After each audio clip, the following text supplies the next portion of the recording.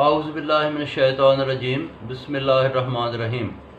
اچھا جی، قرآن مجید میں آگے بیان ہے کہ مضبوط ایمان سیدھا راستہ ہے۔ تیسرا سپارہ 17واں رکوع۔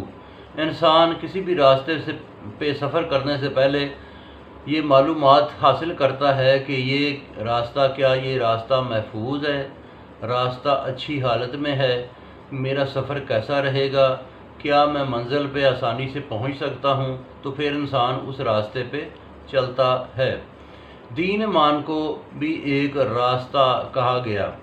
دین ایمان سے مراد ایک طریقہ کار بھی ہے کہ ایسا طریقہ کہ جس طریقے پہ زندگی گزارنے سے انسان دنیا میں کامیاب ہو سکے اور آخرت میں بھی کامیاب ہو سکے، اس کی دنیاوی زندگی بھی آسان ہو اور اس کی آنے والی جو زندگی ہے وہ بھی آسان ہو جائے۔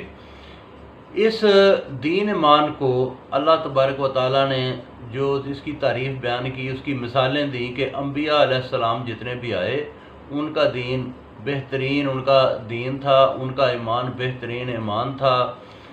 اور پھر آگے اللہ تبارک و تعالیٰ نے نبی پاک صلی اللہ علیہ وآلہ وسلم سے مروی ہے کہ ایک طریقہ بتایا آگے کہ لوگوں، میں تم میں دو چیزیں چھوڑ کر جا رہا ہوں، اگر تم ان پہ عمل کرو گے تو کبھی گمراہ نہیں ہوگے۔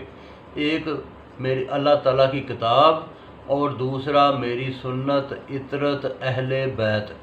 سنت اطرت اہل بیت یہ ایک ہی بات ہے، کیونکہ سنت ہے طریقہ کار میں یہ ہے کہ نبی پاک کے زمانے کی ویڈیو کسی کے پاس نہیں۔ اطرت اور اہل بیت سے مراد ہے آپ کے قریبی لوگ، گھر کے افراد۔ تو گھر کے جو افراد ہوتے ہیں وہی آگے بتاتے ہیں کہ نبی پاک صلی اللہ علیہ وآلہ وسلم کس طرح سے کوئی عمل کرتے تھے، ٹھیک ہے نا جی۔